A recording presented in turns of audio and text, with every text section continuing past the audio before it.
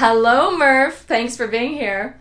Hi, it's nice to see you via video, and it's nice to be chatting with you. Well, we go way back. Jean-Michel, your sidekick, your partner in crime, you were involved in a dive travel conference years ago, and we had a chance to hang out. And since then, I've been following you because you're on the board of the Ecotourism Society. I understand you're no longer with the Ecotourism Society, but I was following you. I was stalking you because you have all this information about eco resorts as they pertain to the dive industry. And this is something that needs to get out to our industry. That we don't understand that we actually work in the ecotourism industry. We just think we're the dive industry. I want to know, you as a scientist, how the heck did you get involved in eco resorts? Okay, well, that's a good question, and it certainly wasn't something I expected or even welcomed initially. But as Jean-Michel and I were going to a resort in Fiji and doing our sort of field study programs and environmental education with groups of people from maybe 10 to 30. And taking over this resort during the down season, we realized the place was going to close and we wouldn't have access to that site, which was absolutely beautiful, and the reefs were wonderful. And so through various contacts and connections, we partnered with a man named Mike Freed, who owned the Post Ranch Inn here in California.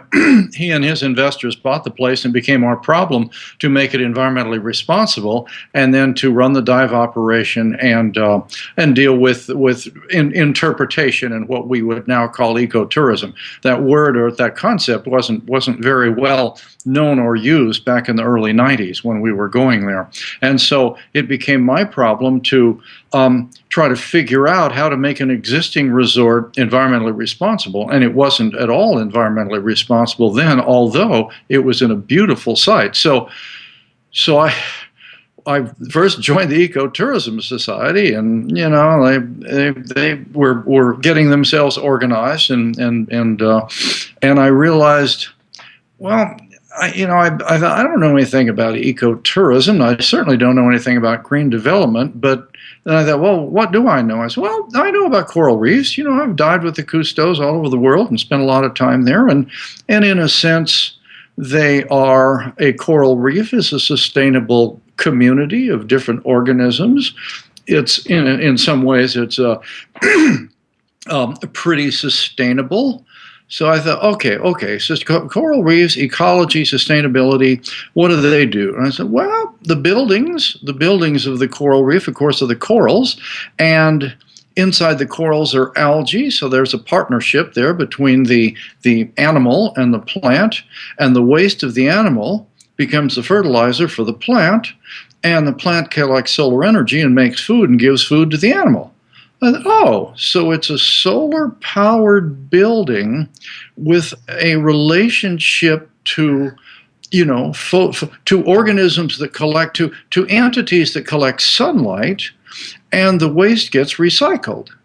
Well, now that's pretty logical, but not terribly obvious to those in the, we'll just say the development community and resorts and things like that. So I thought, oh, okay, so we know there's basically no waste in nature. Everything gets recycled. We know that renewable energy comes from the sun. That's the easiest way to get it, or wind. And so those were some of the ideas that I sort of brought to the question of how do we make a resort environmentally responsible.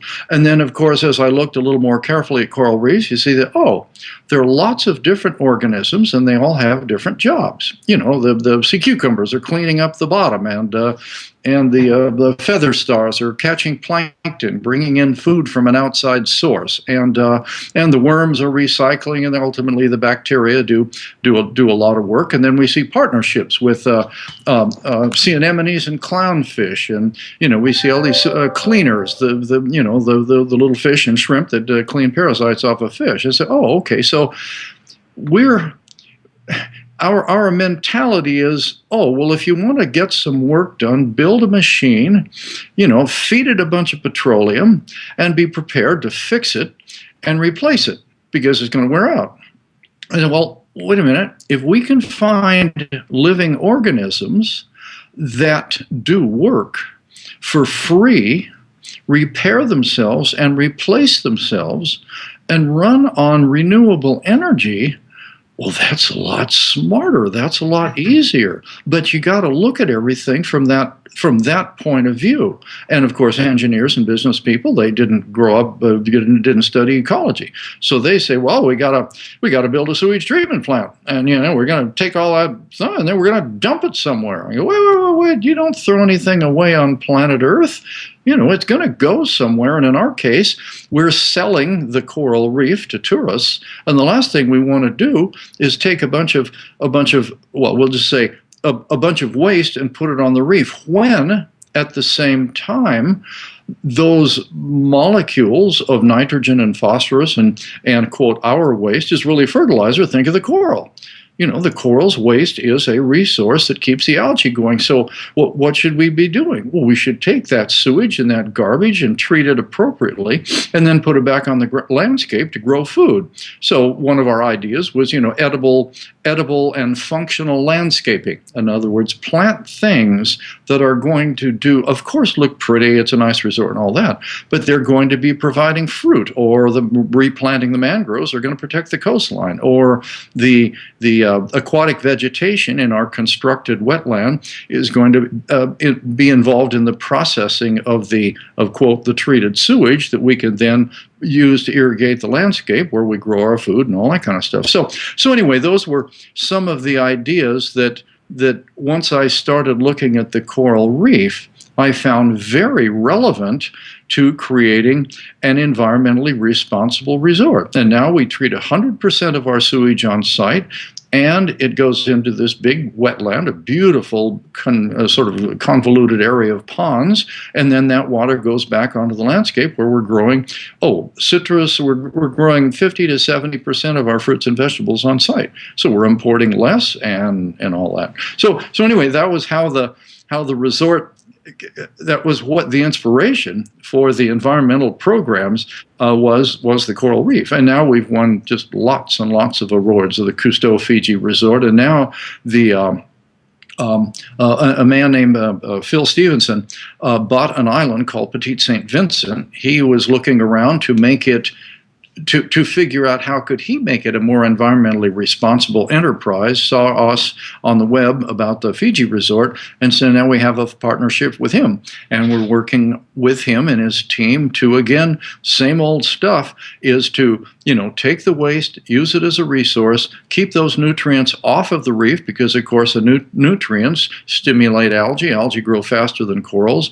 Nutrients sort of upset that relationship between corals and algae, and keep those nutrients that are a pollution in tropical waters, keep it on the land to grow more food. And there they have chickens, which is great. And so we're going to start feeding the garbage to the chickens, and of course then feeding the eggs from the chickens to the tourists, and the chickens themselves to the staff, because we have about 70 staff on site. So anyway, that's the story of the coral reef and the eco resort. Can anybody just do this? I mean, where did you start? And let's say somebody comes up to you and says, listen, we want to do what you've been doing at Fiji Island Resort or at Petit Saint Vincent. What would you say to them? What would you say? This is where we would suggest you start.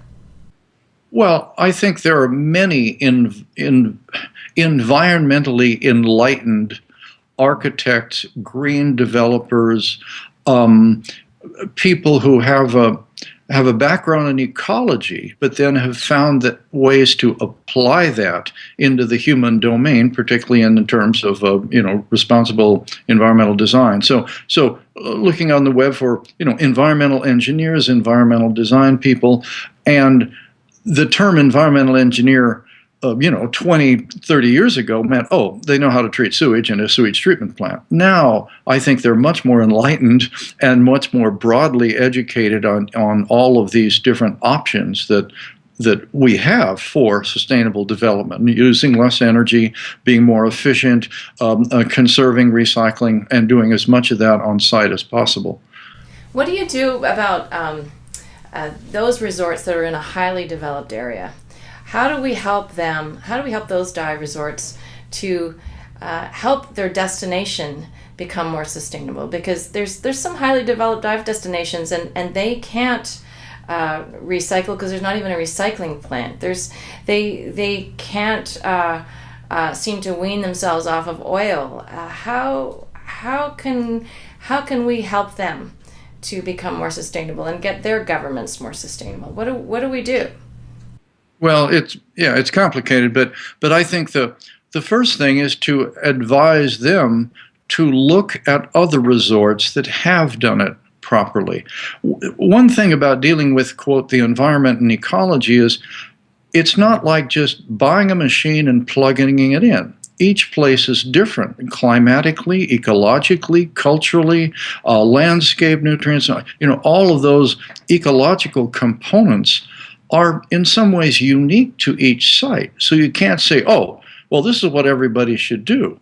What I think we can say is there are others who have solved these problems in terms of energy, waste reduction, waste recycling, conservation, getting divers involved in monitoring the reefs, engaging sport divers in looking at a reef to understand how it functions, and then, as we do, saying, oh, well, this is like a city under the sea.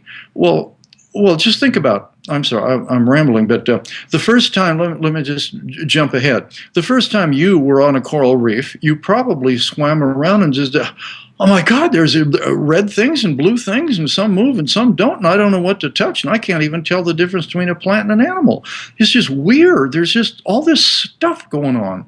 Well, of course, it's high biodiversity, and it's wonderful. So the approach that I've taken in all of these resorts, it seems to work very well, is we all live in communities, and we know what a human community is like. You got doctors, and you got signals, and they say stop or go, and you have buildings and partnerships and sewage treatment plants, and the garbage people come and take away our garbage and all that. So if we explain what's going on in a reef by comparing it to a city, then people can very quickly appreciate the value and the work of different groups of creatures, and I think understand some of that bewildering complexity, because we learn by comparing things we do know to things we don't know.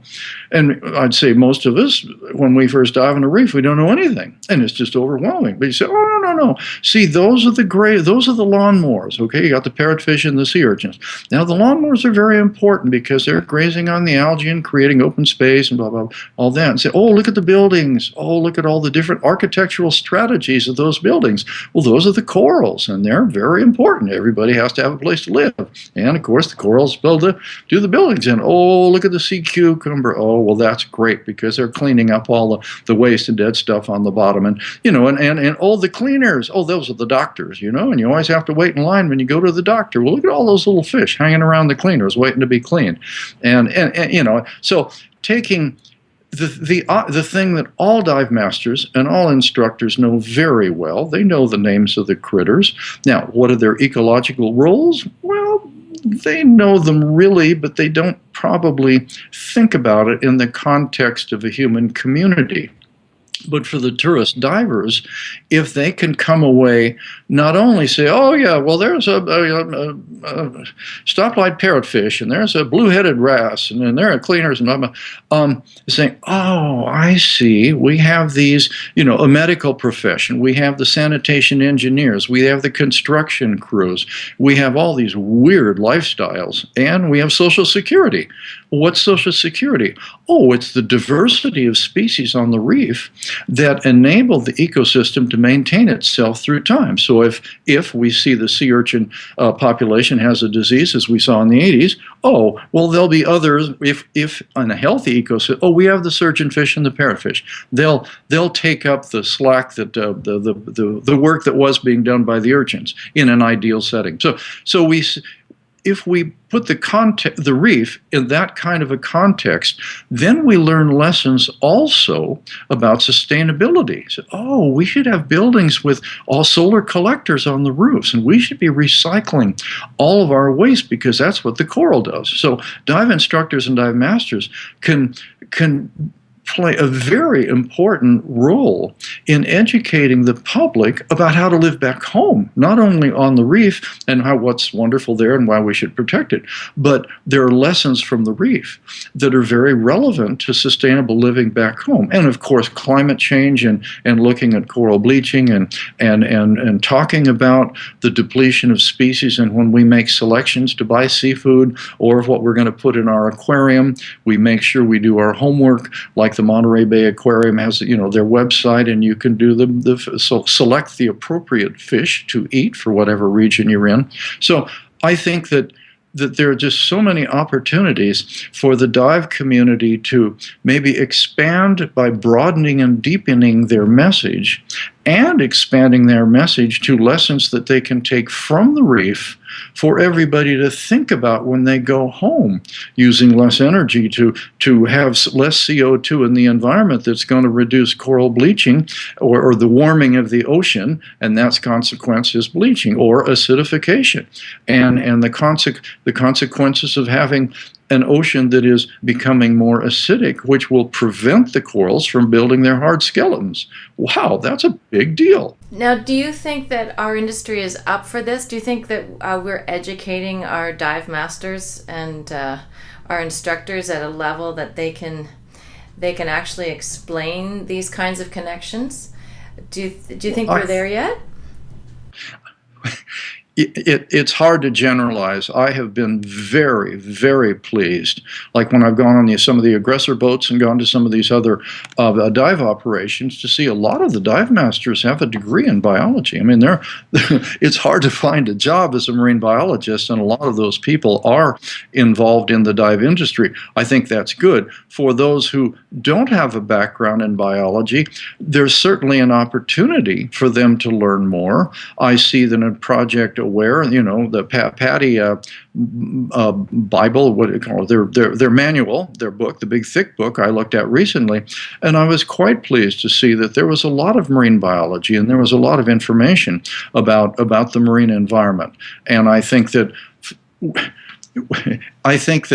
the dive community ought to be thinking about their own selfish benefit.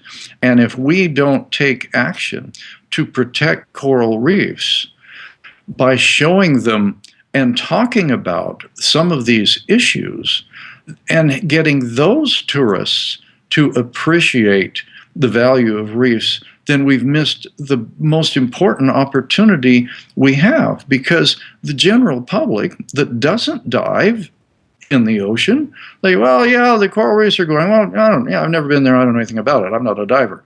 Well, it's the divers who have been there. I mean, each diver, after they've gotten certified and had some experience, they're all experts. I mean, they know that bewilderingly wonderful and beautiful ecosystem. And I think that those sport divers should be used. They should be seen as a resource to promote reef awareness and conservation, because they have been there and they have been wowed by their experience. And thus it's the dive masters and dive instructors who are the ones that will be the interface between, in a sense, the scientific community that's crystal clear. Reefs are going to pot. Reefs don't seem to have a good future at the moment as we look at what's going on. And if we don't want that to happen, then we better take action. And it's the dive masters and dive instructors who are right there. They're perfectly positioned to make a difference, getting the public, their customers, to appreciate the value of reefs in the ocean in general. But don't you think that some people are going to say this is the usual thing, this is bad for business, that we don't want to talk about it because we don't really, all these new divers coming through, they don't really know about what it's supposed to look like, and so we'll just let it go? Well, yeah, look at the history of the Cousteaus. the Cousteau family has not been a doomsday focused, has not had a doomsday focused message. Our message has always been positive, but it has always been a message of we have to do something. And the sooner we do it, the fewer problems we will have in the future. So I think that when if I just say I'm taking a bunch of people diving, I would say, oh, wow, look, look, this and that and this. Well, do you remember seeing those white corals? Well, they're bleaching, and that's because they have lost the algae. And remember, it's been quite warm lately, and the water temperature is what causes that coral to turn white. And if that temperature stays high for a couple of weeks and the coral stays white for a couple of weeks, it'll die. And that bleaching is a consequence of climate change and global warming. So we all can do something to protect these reefs and those corals, because you've seen it right here. And so we need to think about that so we can keep the reefs as beautiful as they are. And then I would just switch and say, yeah, but look at the great, look at the cleaners. We just saw the cleaners down there. We saw that Jacque chasing a baby parrotfish or the basslets or something. So I don't dwell on it for, oh my God, the world's going to pot and we're all going to, we're not going to have any reefs anymore. I say, no, we can take action right now, and we are connected right here, right now, today. We are connected to our lives back home, because it's back home where we use energy, waste energy, and where we have choices to make about either conservation or sustainable or renewable energy. And here we are on the reef, and we're seeing the consequence of that right here. Wow, isn't that interesting? So so I would say, so the stories we're hearing in the news, we can see the consequences right now, right here in front of our eyes, and we can take action and change it. Isn't that great? So we don't just stop and say, oh, well, the reefs, this is what coral bleaching looks like, and leave it to the customer to say, oh, well, maybe I won't go diving there again because it's the coral bleaching. The message from the dive master or the boat operator or the resort operator is like, this is what's happening. This is what we can do about it, and so let's do it. So taking them out of the ignore, deny, drop out mode into, oh, I can actually be part of the change. So fill in the blank for them, the next step. Sure, and remember, well, the thing I would say is this is a global phenomenon. So in other words, I wouldn't say it specifically. Say, don't expect to go somewhere else and find it that much better. I mean, we know that different places are very different in terms of the health of their reefs, but by mentioning that this is a global phenomenon and a global process that's taking place, we all of a sudden say, well, we imply it's not just our reefs that are suffering. So it's okay you want to come back here because this is a great place, but anyway, it's not just a regional, small-scale thing. Nobody's immune. We're all in this together. We're all connected, and Absolutely. We can't get away from it. It's everywhere. Now, my theory, and it's not just my theory, but it's many people's theories, that because we're just certifying people and we're not truly educating them, like you're saying, about how the reef works, how the ocean works, how it's a perfect system, because we're not connecting our customers to this deeper education, not just identification, but this deeper education, because we're not doing that. That's why we're getting diver dropout. What do you think? Well, yeah, I mean, I agree with you, and I think there are solutions to that problem. For example, we could say, okay, take the same reef. You could say, oh my God, did you see all that algae over there? Oh man, that's, this place, we got nutrients running off from land, we got all this sewage coming in, they're cutting the forest, and we got sediments, and oh, what a mess. We could say, the same dive, say, oh, did you see those parrotfish? They're really interesting because they mow the lawn, or the surgeonfish or the sea urchins. And so you see all those batches of sea urchins there. Well, they're very important because they're doing work. I mean, those, or pick whatever organism you saw that's an herbivore, and we can focus on that, but in a positive way. Say they're very important to control the algae, because we know that on a global basis, when we cut the forest and get the nutrients and sediments running onto the reef, or we have agriculture or sewage with the nutrients, those aren't good for the reef. So it's really important for us to, if we're going to go to a restaurant, don't eat the parrotfish, don't eat the surgeon fish. Get your sushi without the sea urchins, and you don't usually have that in the dive resorts. But see, those are very important organisms, because their job is to eat algae. And eating algae is really good for the reef, because that provides an open space for corals to settle, and it cleans away the algae that might outcompete corals, and on and on and on. But so you can still address the problem, but instead of saying, "Oh, this is horrible," talk about the critters that are just wonderful. Isn't it great that we have those, and we need more? And of course, we can reduce some of those nutrient impacts on reefs. The thing that I'm noticing is with ecotourism is that it's kind of turning things around, and that before the standard model for resort operators and dive operators is to give the customer what they want, even if they don't know they want it. You just give it to them. And now what you're saying and implying, and what you're presenting here, is that it is our duty now to tell people how things work so that they can make better choices. It's completely upside down to the way the traditional business model is. Yeah, and I think that our society and global consciousness is changing as well. And we are starting to see the value of nature, instead of nature being something we compete with and try to subdue. Nowadays, to me, it's a question of how can we find ways to partner with nature, because we need those free goods and services that are provided to us by the natural environment. So, and I think that's becoming more and more clear as more and more of the natural environment disappears, and we suffer from those losses. Did you know back when you were setting up this resort so that it could carry the Cousteau name, did you know back then that you were on the cutting edge of this whole concept called biomimicry, about how we need to imitate the beautiful patterns of nature in order to be sustainable? Did you know that you were that ahead of the game? You're brilliant. Well, in a way we did, because Captain Cousteau was against our involvement in that resort. And we were all working together, Jean-Michel and his father, and I was part of the team and all that stuff. And he said, "Look, I don't want my Cousteau name to be tarnished with some commercial tourist enterprise. We make movies, we tell stories, and we speak out about what needs to be done. But we're not going to get involved in tourist operations."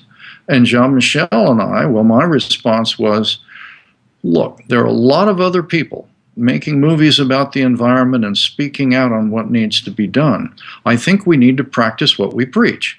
And we need to take these ideas of sustainability and conservation and all this stuff, and we need to put it into the practical economic capitalistic world of profit and loss. And if we can make this business economically successful and environmentally responsible, we're going to be in a very good position to then talk about, yes, businesses can succeed, and we can have sustainable development and enterprises when we don't have to, wear Birkenstocks and go live in caves, to be environmentalists. We can be successful, profitable people. So I didn't look at the future in as broad a sense as you're talking about, but I was very specifically thinking about, if we can pull this off, and it was a gamble, to enable, quote, the investors and the owners to have the profit that they had wanted, and Jean-Michel and team to be proud that we're minimizing our impact on the environment. I thought that's a good story. And that is proving by demonstration what the Cousteaus have been talking about for 10 to 20 years, about we need to conserve and use less energy and all that kind of stuff. I said, well, fine, let's do it. So it was not an easy process, even inside our organization, to make the decision to do it. And then, of course, we actually had to do it. But Jean-Michel and his father separated, and partly it was because of that difference in mentality. So I would say, older people have an older perspective of the world. As the world changes, younger people come and have a different perspective. And I think our perspective has been proven quite successful, because now, of course, there are many, many resorts around the world, ocean and non-ocean, that are dealing with ecotourism and doing all kinds of very environmentally responsible actions, both on site and in the region, in terms of conservation and reaching out to local communities and making sure that the local people are benefiting from the enterprise, and there's sort of a spin-off and a leakage outward to the local community. All of our dive masters in Fiji are locals. Yeah. I'm going to ask you the question. I know everybody's, I can feel they're making me ask this question. Did Jacque Cousteau finally see that what you were doing was a good thing and everything got back copacetic? Yeah. Eventually, Jean-Michel and his father they got back together, and everything ended up fine. During those last days, the resort wasn't specifically a subject of discussion, but yeah, it all worked out in the long run. Well, that resort has been up and running for a long, long time. And it just goes to show, because most resorts don't stay operating the way yours has done. Usually what happens is they go belly up. And what you've proven with this environmentally sustainable and socially friendly business model is that it does work. And you have done what you set out to do. You have proven that this model is a good model moving forward. And not only does it ripple out in the community, but you're also teaching your customers these important environmental truths and connections. And then they go back home to their cities, wherever they are, and that information ripples out that way. So it's a win-win for everybody. Well, and yes, it is. And I have to say that the gal that was my, quote, assistant 15 years ago became the director of one of our programs in a Ritz-Carlton hotel. And one might say, wait a minute, Cousteau and Ritz-Carlton, what do they have in common? Well, it turns out for some of the hotels, they wanted to have their young guests, kids, get an educational experience in addition to all the luxury and wonderful things they have to offer. Denise Naguib, my, quote, assistant, became the director of that program on Grand Cayman Island. She eventually moved into the corporate office of the Ritz-Carlton.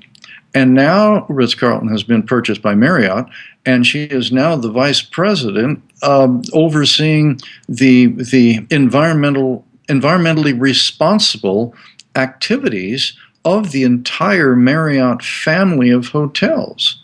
So it's interesting for me to see that even what we would call luxury hotels are taking the environment seriously, and partly it's because of public pressure. Corporate groups that want to go to a hotel for their annual conference or some big event are now asking the question of some of these hotels, what are you doing to protect the environment? How are you demonstrating concern for these environmental issues? And the hotels are being forced to respond to that market. So, I think that as we in the dive community have an opportunity to educate our divers and make those connections between the beauty of the environment they've just seen and their actions back home, that does resonate and get translated into public pressure that is now changing government and business. And to me, I mean, that's just the vindication of the whole Cousteau ethic. Educate the public. Make sure that they're as informed as possible, and they will take action in their own way with encouragement from us. But they will, if they buy it and they're given a good message and a good experience, particularly in nature, they will go home converted. They will go home changed people. And by seeing the importance of the message we've shared with them, they will live be more responsible citizens. And that's what we all want.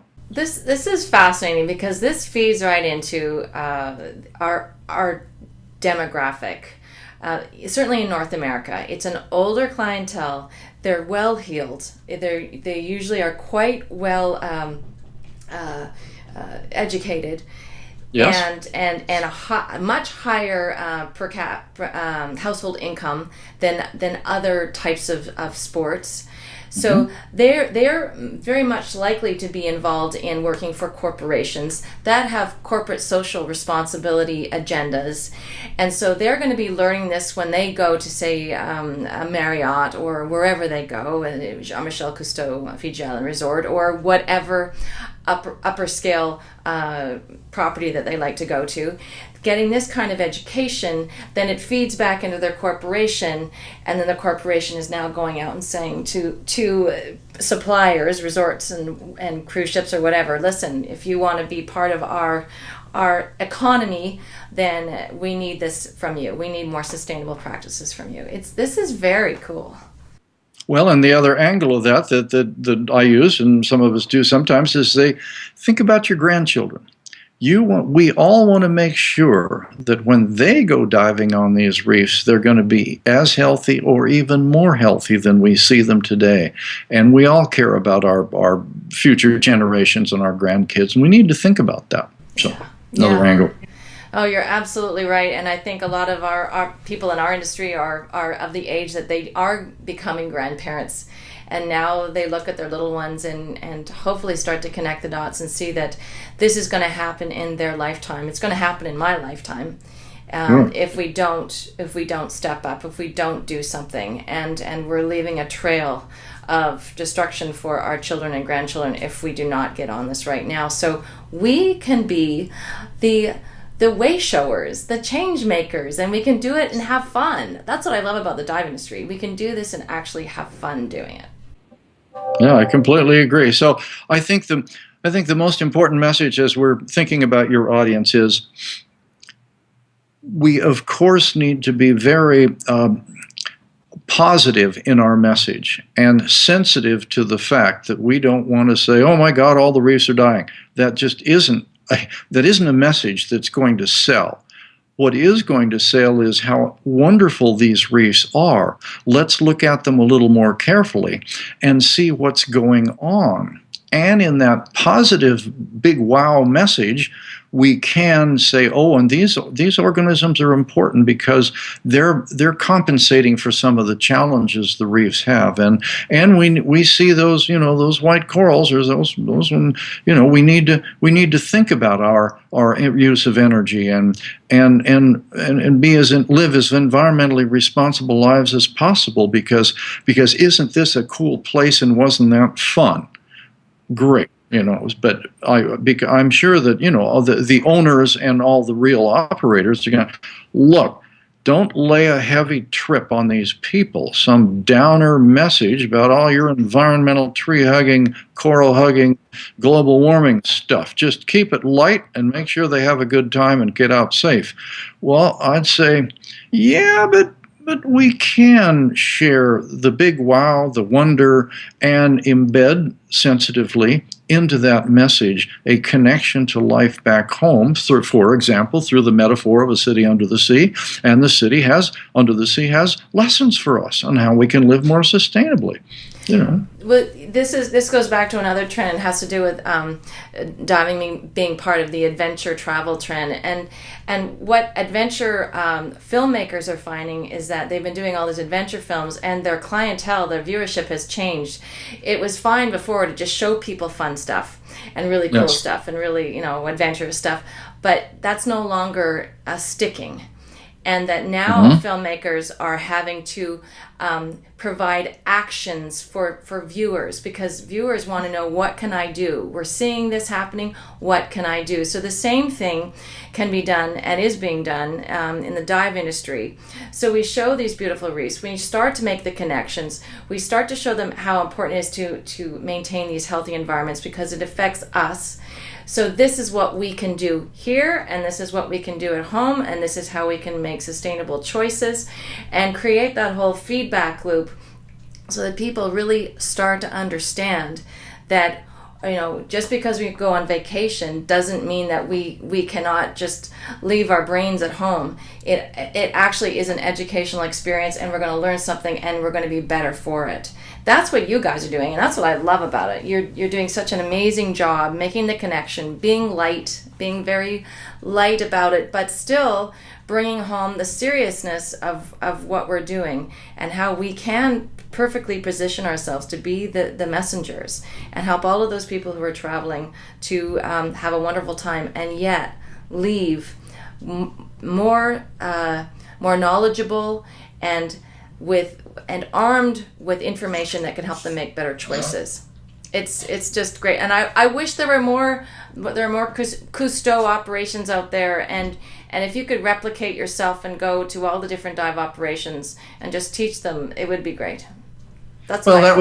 It would be nice, of course, if there were, but I think the most important message is for those who care to look at places like ours and ask the question and contact, say, what are you doing? I want to green my resort. I want to make it more environmentally responsible. And I am always happy to share as much information as we have, knowing that each place is different. So you're going to have to think about your own local environment, which is wonderful. It's great. We're going to tap into you, Murph, because you have all of this information, and we want to access it. So we're going to keep on hounding you like I have been for the past few weeks.